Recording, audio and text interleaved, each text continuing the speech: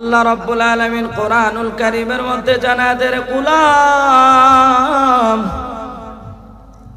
ইয়া আইয়ুহাল্লাযীনা আমানুত্তাকুল্লাহ হাক্কা তুকাতিহি ওয়া লা তামুতুন্না ইল্লা ওয়া আনতুম মুসলিমুন। এ আমার উম্মতরা শোনো শোনো, তোমরা যারা আল্লাহ রব্বুল আলামিনের উপরে ঈমান এনেছো, তোমরা যারা আমি রব্বুল আলামিনের উপরে ঈমান এনেছো রে গোলাম, তোমরা আমি আল্লাহ রব্বুল আলামিনকে ভয় করো। হাক্কা তুকাতিহি ওয়া লা তামুতুন্না ইল্লা ওয়া আনতুম মুসলিমুন। ভয় করো, এমন ভয়, ভয় করার মতো আমি রব্বুল আলামিনকে ভয় করো। ওয়ালা তামুতুন্না ইল্লা ওয়া আনতুম মুসলিমুন। এবং পরিপূর্ণ মুসলমান না হয়ে তোমরা কবরের মধ্যে আসিও না। এখন প্রশ্ন আসতে পারে যে আমরা তো মুসলমান, আবার আল্লাহ কেন আমাদেরকে মুসলমান হওয়ার জন্য বললেন? আমরা তো মুসলমান, আবার আল্লাহ কেন আমাদেরকে মুসলমান হওয়ার জন্য বললেন? এটার একমাত্র কারণ আমরা পরিপূর্ণ এখনো মুসলমান হতে পারি নাই। কারণ আমরা নামে মুসলমান আবার সুদ খাই, নামে মুসলমান জিনা করি, নামে মুসলমান নেশা করি, নামে মুসলমান পরের হক মেরে খাই, নামে মুসলমান এতিমের হক আমরা লটন পটন করে খাচ্ছি। এই জন্য এখনো পরিপূর্ণ আমরা মুসলমান হতে পারি নাই। যার জন্য আল্লাহ জানায় দিলেন গোলাম, পরিপূর্ণ মুসলমান না হয়ে তুমি মৃত্যুবরণ করিও না। এখন আমরা এমন একটা পর্যায়ে চলে আসলাম, আমাদের এমন একটা পর্যায়ে আমাদের সময়টা চলে আসছে, গুনাহ করতেছি তো করতেছি, অনুতপ্ত হওয়ার কোনো নামই আমাদের নাই। আমরা এখন পর্যন্ত অনেক গুনাহ করে ফেলেছি, আমাদের এটাই মনে হয় না যে আমরা গুনাহগার। এখন আমরা এটা ভাবি নাই যে আমি যে গুনাহটা করে ফেললাম আমাকে তো কবরে যাওয়া লাগবে। আমরা এটা ভুলে গেছি, আমরা শুধু পড়ে আছি দুনিয়া দুনিয়া দুনিয়া। কে 10 তলা বিল্ডিং করলো, তারপর আমাদের টার্গেট চলে যায় আমরা 20 তলা বানাবো। কে 10 খানি জায়গা কিনলো, আমাদের টার্গেট পরে যায় আমরা 20 খানি জায়গা করব। কার ব্যাংকের মধ্যে 20 লক্ষ টাকা আছে, আমরা টার্গেট করে নিয়ে আমরা 40 লাখ বানাবো আমার অ্যাকাউন্টে। দুনিয়া দুনিয়া, আখিরাতের কোনো চিন্তা আমাদের মধ্যে নাই। যদি আখিরাতের চিন্তা আমাদের অন্তরের মধ্যে থাকতো, তাহলে যদিও আমরা গুনাহ করে ফেলছি, সাথে সাথে আল্লাহর দরবারে সিজদায় পড়ে যাইতাম আর আল্লাহকে বলতাম, আল্লাহ শয়তানের ধোঁকাবাজির মধ্যে পড়ে গুনাহ করে ফেলেছি, তুমি আমাদেরকে ক্ষমা করে দাও। গুনাহ করতেছি তো করতেছি, মাপ চাওয়ার কোনো নামই আমাদের নাই, ভিতরে কোনো ভয় নাই। আর আমাদের টার্গেট হয়ে গেছে কোন দুনিয়া। কিন্তু একটু চিন্তা করে দেখেন, সাহাবায়ে কেরাম তিনারাও তো মানুষ আর আমরাও মানুষ। সাহাবায়ে কেরাম যদি কোনো গুনাহ করতে ফেলতেন, যদি কোনো গুনাহর কাজে লিপ্ত হয়ে যাইতেন, সাথে সাথে আগে আল্লাহর নবীর কাছে চলে যাইতেন, নবী গো, ও মায়ার নবী আমার, বলেন না আমার আল্লাহকে আমাকে ক্ষমা করবে কিনা। নবীর কাছে চলে যাইতেন। আর সাহাবায়ে কেরাম ওনাদের টার্গেট হয়ে গেল জান্নাত। কেমন করে তারা জান্নাতে যাইতে পারবে আল্লাহর নবীর থেকে জানতেন। আমার নবী যখন জান্নাতের আলোচনাগুলা করতেন, সাহাবায়ে কেরাম প্রশ্ন করতে, ইয়া রাসূলুল্লাহ বলেন না ওই জান্নাত কেমন, ওই জান্নাত কেমন? নবী আমার বলেন, মালা আইনুন রাআত ওয়ালা উযুনুন সামিআত ওয়ালা খাতরা আলা কলবি বাশার। নবী বললেন জান্নাত হলো এত সুন্দর, মালা আইনুন রাআত, যেই জান্নাত জীবনে কোনোদিন মানুষ চোখে দেখে নাই, ওয়ালা উযুনুন সামিআত, যেই জান্নাতের ভিতরে নিয়ামত, যেই জান্নাত এত নিয়ামতে ভরপুর, নিয়ামতে ভরপুর, ওই জান্নাতের কথা মানুষ কোনোদিন কানেও শুনে নাই। ওয়ালা উযুনুন সামিআত ওয়ালা খাতরা আলা কলবি বাশার, ওই জান্নাতটা এত সুন্দর, এত নিয়ামত, ওই জান্নাতটাকে এত সুন্দর করে আমার আল্লাহ বানাইছেন, মানুষ জীবনে কোনদিন তার এই কলব দ্বারা, তার অন্তর দ্বারা কল্পনাও করতে পারে নাই। বলেন সুবহানাল্লাহ। এই জন্য নবী আমার বললেন এত সুন্দর জান্নাত আল্লাহ বানায়া রাখছে। সাহাবায়ে কেরাম বলল, ইয়া রাসূলুল্লাহ বলেন না কেমন করে ওই জান্নাতের মধ্যে যাওয়া যায়? নবী আমার বললেন, আমার আল্লাহ আয়াত নাজিল করে দিলেন, হাবিব আপনি আপনার সাহাবায়ে কেরামদেরকে জানায়া দেন, যদি ওই জান্নাতের মধ্যে যেতে চায়, তুমিনুনা বিল্লাহি ওয়া রাসূলিহি ওয়া তুজাহিদুনা ফি সাবিলিল্লাহ। রব্বুল আলামিন বললেন, ইয়া রাসূলুল্লাহ, ইয়া হাবিবাল্লাহ, নবী গো, ও মায়ার নবী আমার, আপনি আপনার সাহাবীদেরকে বলে দেন, যদি ওই জান্নাতের মধ্যে যেতে চায়, তাহলে আপনার ওই উম্মতদেরকে, ওই বান্দাদেরকে বলে দেন, তাকে দুনিয়ার জমিনে থাকা অবস্থায় 3টা পণ্য আখিরাতের জন্য কিনতে হবে। 1 নাম্বার পণ্য হলো তুমিনুনা বিল্লাহি ওয়া রাসূলিহি। 1 নম্বরে হাবিব আপনি জানা দেন, 1 নাম্বার পণ্য হলো আল্লাহ এবং রাসূলের উপর ঈমান, আল্লাহ এবং আল্লাহর হাবিবের উপর ঈমান আনা লাগবে। ওয়া রাসূলিহি ওয়া তুজাহিদুনা ফি সাবিলিল্লাহ। আর আপনার উপর ঈমান আনার পরে যারা যখন কোন মানুষ দুনিয়ার জমিনে আমি আল্লাহর নামে কেউ যদি বদনাম করে, আমি আল্লাহর শানে যদি কেউ কটূক্তি করে গো নবী, আর আপনি হাবিবের শানে যদি কেউ বিয়াদবি করে গো, আপনার উম্মতদেরকে জানায়া দেন, হাতটা যেন আর খালি না রাখে, সাথে সাথে যেন খালি হাতের ভিতরে তলোয়ার চালাইয়া, ওই তলোয়ার চালাইতে চালাইতে আপনার পক্ষে, আমার পক্ষে, ইসলামের পক্ষে তলোয়ার চালাইতে চালাইতে যদি জীবন দিয়ে শহীদ হয়ে যায়, আপনি আপনার ওই উম্মতদেরকে ঘোষণা করে দেন, ওই জান্নাতটা একমাত্র আপনার ওই উম্মতদের জন্য। বলেন না সুবহানাল্লাহ। এই জন্য ভাইরা আমার, বাবারা আমার, নবীজির সাহাবীরা জান্নাতে যাওয়ার জন্য পাগল। এত সুন্দর জান্নাত আমার আল্লাহ বানাইলেন, যেই জান্নাতে যাওয়ার জন্য সাহাবীরা দেওয়ানা হয়ে গেল। আল্লাহর নবী একদিন বলতেছে, কে আছো তোমরা? মতুয়ার প্রান্তে যুদ্ধ হবে, আমি নবীর সাথে তোমরা কে আছো এই যুদ্ধের ময়দানে অংশগ্রহণ করবা? সাহাবায়ে কেরাম পাগল, নবী গো, ও মায়ার নবী আমার, ইয়া রাসূলুল্লাহ, আমার নামটা আগে লেখা দেন, আমার নামটা আগে লেখা দেন। কারণ আমার নবী ঘোষণা করে দিলেন, ও সাহাবায়ে কেরাম শুনে নাও, শুনে নাও, আল্লাহ আমার কাছে আয়াত নাজিল করে দিলেন, ওয়ালা তাহসাবান্নাল্লাযীনা কুতিলু ফি সাবিলিল্লাহি আমওয়াতা বাল আহইয়াউন ইনদা রাব্বিহিম ইউরযাকুন।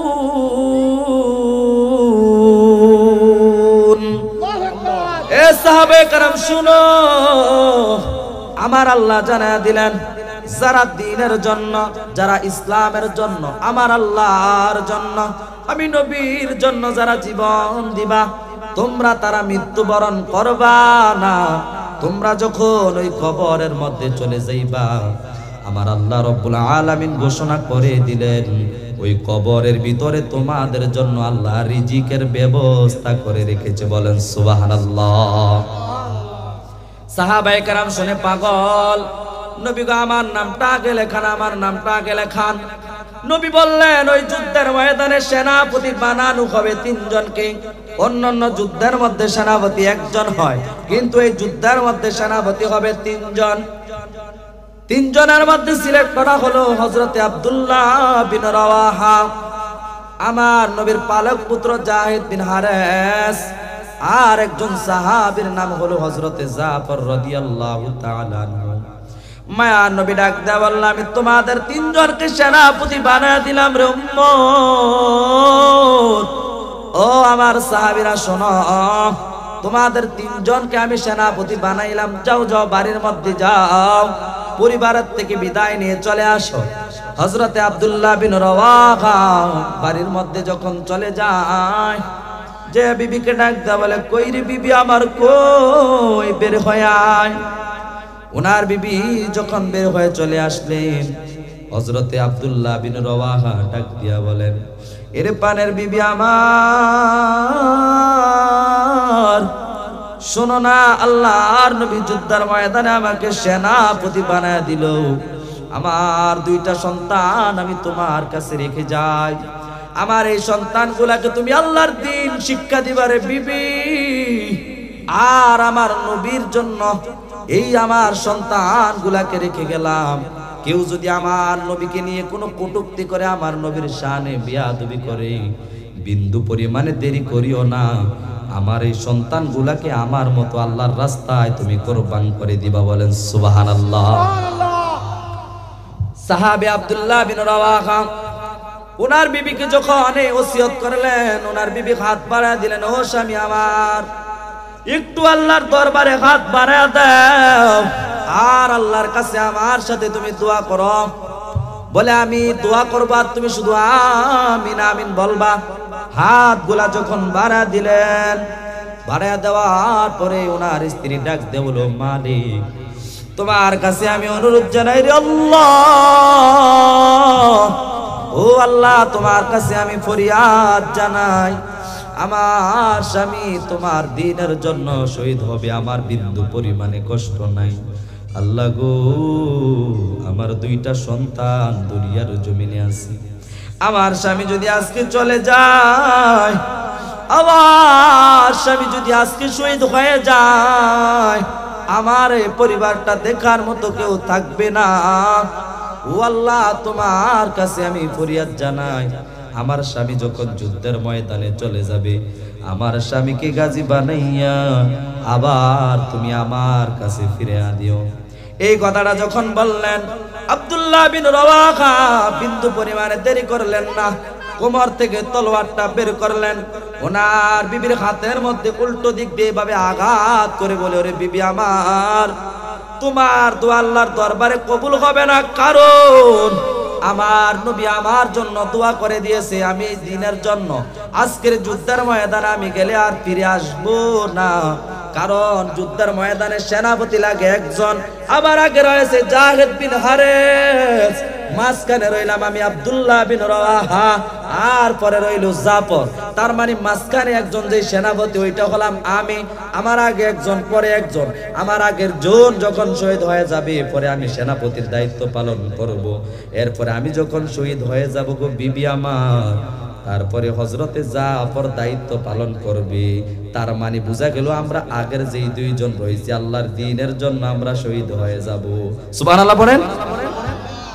তিনি বুঝে গেলেন, এর বিবি আমার, আমি জানি আমার নবীর দোয়া আল্লাহর দরবারে কবুল, আমি আর ফিরে আসবো না, ফিরে আসবো না, উল্টো দোয়া করিও না, আমার সন্তানগুলাকে তোমার কাছে রেখে গেলাম, ভালো থেকো বলে যখন ঘোড়ার মধ্যে উঠে যায়, ঘোড়ার মধ্যে উঠে আল্লাহ নবীর দরবারে যখন চলে যায়, পিছন দিক দিয়ে ওনার সন্তানগুলা বাবা বাবা করে চিৎকার মেরে বাবা বাবা বলে, যখন কান্না করে, বাবা এক মুহূর্ত ফিরে চায় না, বলে শুধু একমাত্র একটাই কথা, আমার নবীর জন্য জীবন দেব, আমি আর দেরি করব না, আমার টার্গেট হলো জান্নাত, আমার টার্গেট হলো জান্নাত। এই কথা বলে আল্লাহ নবীর দরবারে চলে যান।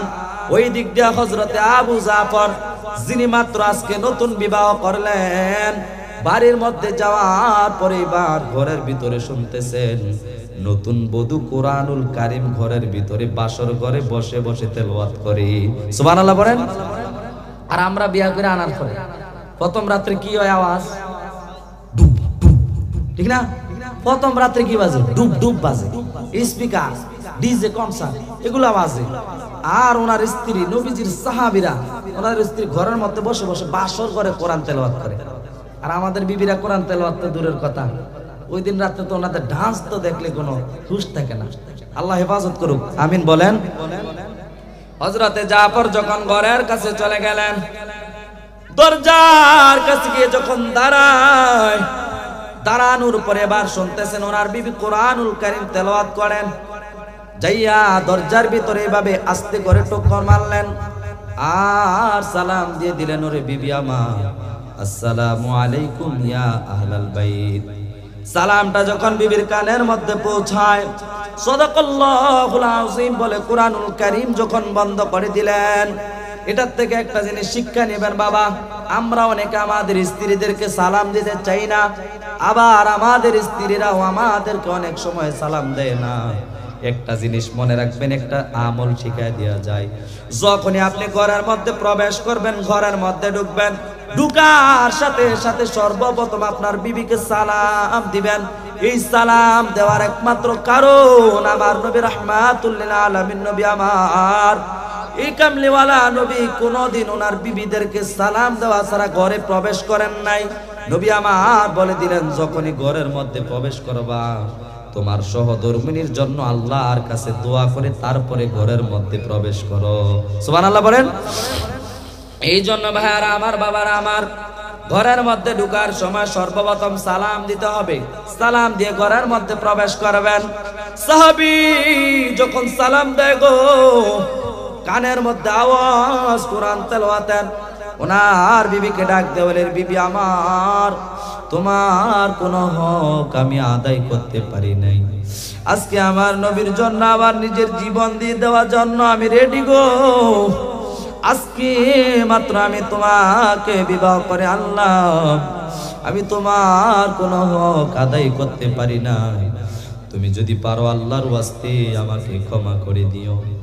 ওনার বিবি ঘর থেকে ডাক দিয়ে বলে, গোস্বামী আমার, একটু আসেন না, আমি একটু আপনার পাগুলো ধরে সালাম করব, আর আপনার চেহারাটা একটু দেখে রাখবো। কাল কিয়ামতের ময়দানে যেন আপনার চেহারাটা আমি দেখে রাখতে পারি, আপনার চেহারাটা যেন কাল কিয়ামতের ময়দানে আমি দেখে চিনতে পারি। গো স্বামী, একটু ঘরের মধ্যে আসেন, আমি আপনার চেহারাটা একটু মাত্র দেখে রাখবো গো স্বামী আমার। হযরতে জাফর ডাক দিয়া বলে, না না, আমি ঘরের মধ্যে যাব না। আমি যদি এখন ঘরের মধ্যে যাই, তোমার চেহারা দেখলে আমার হয়তো মায়া লেগে যাবে রে বিবি। তোমার চেহারা দেখলে হয়তো তোমার জন্য আমার ভালোবাসা সৃষ্টি হয়ে যাবে। ওই দিক দিয়ে আমার নবী কান্দের, গোলাম আয় আয় আয়, মতুয়ার প্রান্তে যুদ্ধ লেগে গেছে, আয় আয়, আর দেরি করিস না।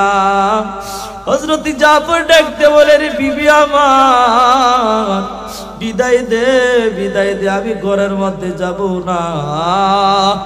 যদি তোমার এরাদা থাকে, যদি ধৈর্য ধরে মৃত্যু পর্যন্ত থাকতে পারো, আমি তোমাকে বলে যাই, কাল কিয়ামতের ময়দানে তোমাকে এবং আমাকে আমার রব্বুল আলামিন সিনার ব্যবস্থা করে দিবে।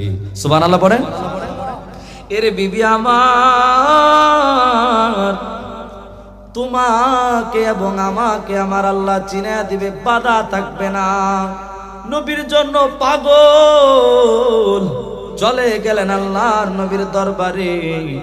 আমার নবীর আরেকজন সাহাবী, যার নাম বললাম গো, হযরতে জাহিদ বিন হারেস, যার দুনিয়ার জমিনে মাও না, যার দুনিয়ার জমিনে বাবা নাই, আত্মীয় স্বজন কেউ নাই, কেউ নাই, কেউ নাই। ছোটবেলা আমার নবী তাকে পেয়ে আল্লাহ নবীর দরবারে রেখে তাকে লালন পালন করে বড় করলেন। যায়েদ বিন হারেস আবার নবীর পাগুলো ধরে বলে, নবী, ও মায়ার নবী আমার, দুনিয়ার জমিনে আমার মা নাই, নবী গো, দুনিয়ার জমিনে আমার বাবা নাই। ইয়া রাসূলুল্লাহ, আপনি আমাকে বাবার আদর দিয়ে বড় করছেন গো নবী। ইয়া রাসূলুল্লাহ, আমি কার থেকে বিদায় নিব? আপনার কদমে আমি পড়ে গেলাম গো নবী। ইয়া রাসূলুল্লাহ, আপনি আমাকে বিদায় দেন, বিদায় দেন। আমার নবীর দাড়ি মোবারক গুলা চোখের পানিতে টপ টপ করে দাড়িগুলা ভিজে গেছে। মায়ার নবী ডাক দেয়া বলে, রে জাহেদ আয় আয় আয় আমার বুকে আয়। জাহেদকে বুকে নিয়ে আমার নবী চোখের পানি ছেড়ে দিয়ে বলে, তোকে আল্লাহর কাছে সঁপে দিলাম, যা যা জান্নাতে তোর সাথে আমার দেখা হবে রে জাহেদ, যা যা আমি তোকে আল্লাহর কাছে সুপর্দ করে দিলাম। এই বলে যখন তিনজন সাহাবী এক হয়ে যুদ্ধের ময়দানে যায় গো, যুদ্ধের ময়দানে যাওয়ার পরে এক পর্যায়ে যুদ্ধ করতে করতে আমার নবীর সাহাবীরা দুনিয়ার জমিন থেকে যখন বিদায় নিয়ে চলে যায়, নতুন যেই সাহাবী ঘরের মধ্যে বিবি রেখে আসলেন হযরতে জাফর, যুদ্ধ করতে করতে কাফেরদের গলা আলাদা করতে করতে এক পর্যায়ে দেখা যায় উনার একটা হাত বেঈমানেরা কেটে ফেলছে, আর একটা হাতের মধ্যে তলোয়ার, বেঈমানের দলেরা ওই হাতটাও কেটে ফেললো। এবার দুনো হাতের এক হাত তার শরীরের মধ্যে নাই, বেঈমানেরা দূর থেকে তীর নিক্ষেপ করলো পায়ের মধ্যে। হযরতে জাফরের পাটা যখন কেটে যায়, জাফর যখন জমিনের মধ্যে পড়ে যায়, বেঈমানেরা জাফরের পা গুলো যখন কেটে দেয়, এবার জাফরের হাতও নাই, জাফরের পাও নাই। তাকাইয়া দেখে কালেমার পতাকাটা জমিনের মধ্যে পড়ে আছে, মুখ দ্বারা ওই পতাকাটা এইভাবে কামড়ে আদার উপরের দিকে করে রাখলো। আল্লাহর নবীর কাছে যখন খবরটা যায়, রাহমাতুল লিল আলামিন নবী আমার বলে, কই আমার জাফর কই, নিয়ে আয় আমার জাফরকে আমার কাছে নিয়ে আয়। কিছুক্ষণ পরে সাহাবায়ে কেরাম যখন আল্লাহর নবীর দরবারে জাফরকে নিয়ে আসলেন, আসার পরে আমার নবী তাকায়া দেখে জাফর আর দুনিয়ার জমি নাই রে, জাফর আর দুনিয়ার জমিনে নাই। কিছুক্ষণ পরে তাকাইয়া আমার নবী একবার জাফরের চেহারার দিকে তাকাইয়া হাসি মারে, আবার আমার নবী কান্না করে। সাহাবায়ে কেরাম প্রশ্ন করলো, নবী গো, ও মায়ের নবী আমার বলেন না, একবার দেখি আমরা আপনি হাসেন আবার আপনি কান্না করেন, এর কারণ কি নবী বলেন না। আমার নবী বললেন, আমি কান্না করলাম একমাত্র কারণ আমার সাহাবী দুনিয়ার কোন লোভ লালসা তার অন্তরের মধ্যে নাই, বিবির ভালোবাসা অন্তরের মধ্যে নাই, আমি নবীর ভালোবাসায় চলে আসছে, তার জীবন আমি নবীর জন্য যখন দিয়ে দিছি রে, আমি তাকাইয়া দেখলাম আল্লাহ রাব্বুল আলামিন দুনিয়াতে থাকা অবস্থায় জান্নাত থেকে জান্নাতের হুরেদেরকে আমার জাফরকে আদর করার জন্য পাঠায়া দিছে। বলেন সুবহানাল্লাহ।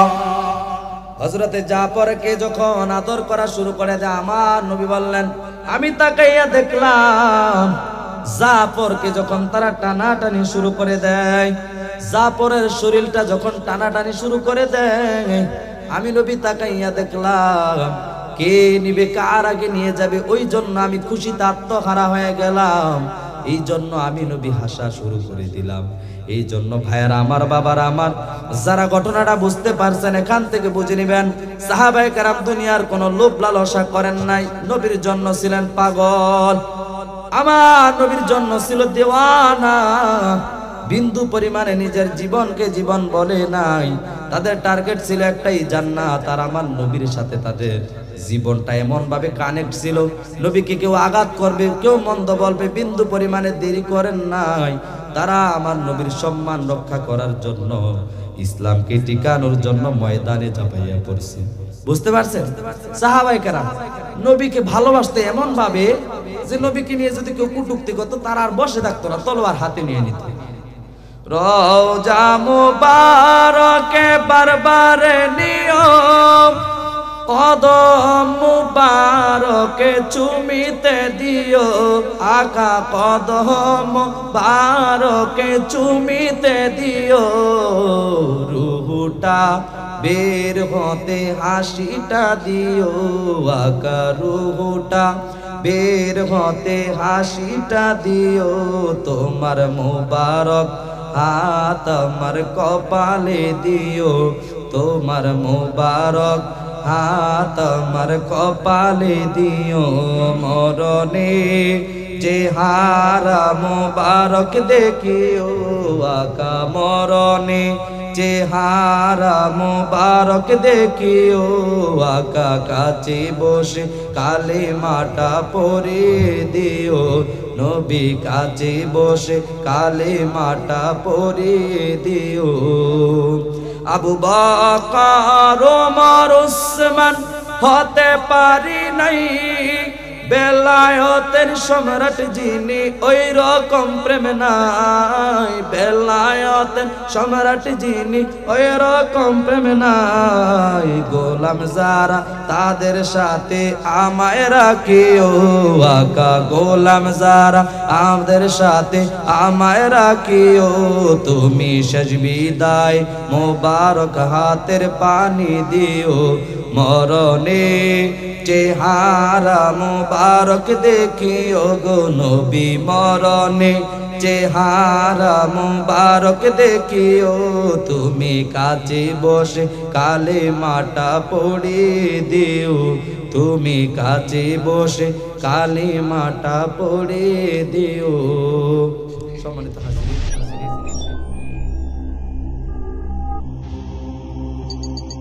ইউসুফ এইচডি মিডিয়া, আপনার প্রতিভাকে তুলে ধরতে আমরা আছি আপনার সাথে।